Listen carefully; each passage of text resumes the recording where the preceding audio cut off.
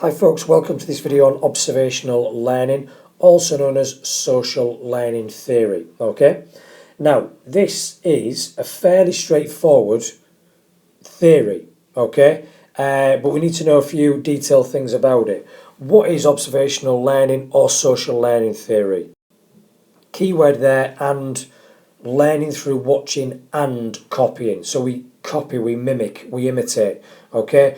How many children are in schools across the world right now on a Monday, okay, copying or trying to recreate sporting things that they've seen over the weekend on TV, okay? So we learn through watching and copying and imitating, particularly if we're watching and copying and imitating role models.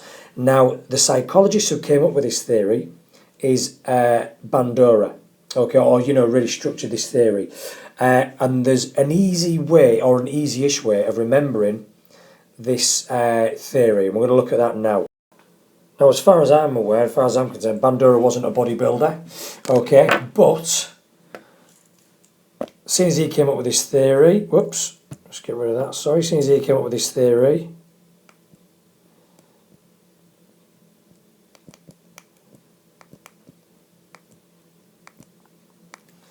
we'll pretend that is Bandura's arm. We're going to call it Bandura's arm. And because it's a big arm, because big guns on show, okay, it's got two M's, okay? So, A-R-M-M. So that's the way that you can remember what observational learning or social learning theory is. What have we got to do? We've got to make sure that when we're given a demonstration, i.e. we're getting someone to watch what we do, we must have the audience's attention, okay? If we haven't got their attention, it's pointless, okay?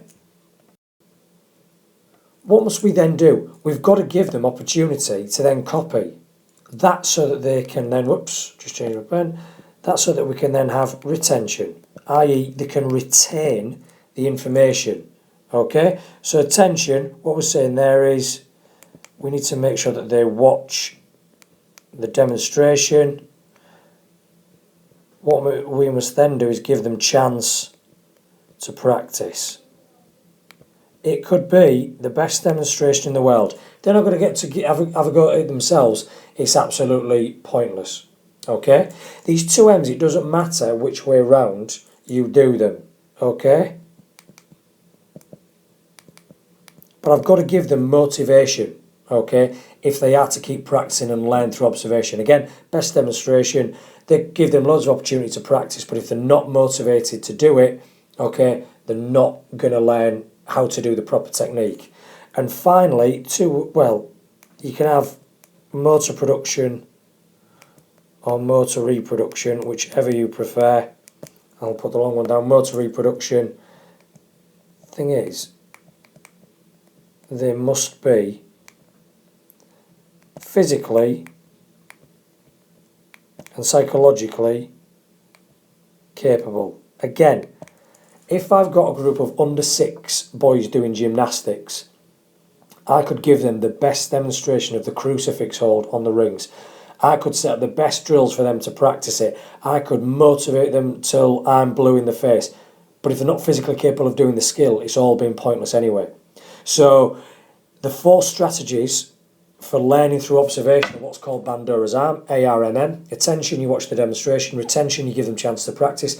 You then provide them with motivation. You know what we could say there is little bits of develop some intrinsic and extrinsic in there. Praise, reward, encourage. We get some fun and enjoyment going there as well.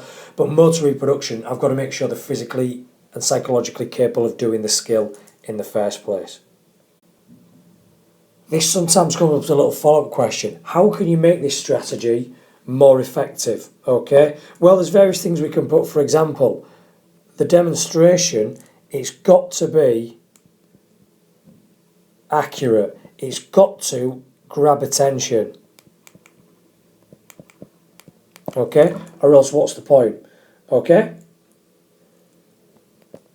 you're also going to have to couple that with clear instructions. How often do you just do a demonstration and not say something either? You know, what I'm saying there is give them a bit of verbal guidance as well. That's what we're saying. Okay? sometimes helps if it's done by a role model. You know, so you could use things like DVD if you want to put a pro on, or your team's star player, the one they all look up to, something like that. Okay? As well as doing a bit of physical, why not get a bit of mental rehearsal in there as well? Okay, allow them to practice like that. So they're common ways that we can then boost performance through learning, through this theory. Okay, one other thing I would just say as well, it's very good to, if you limit time between attention and retention, i.e. limit the time between the demonstration and then practicing. You don't want 10 minutes between that. You want, here's the demonstration, here's how you do it, right, off you go. That will also boost performance.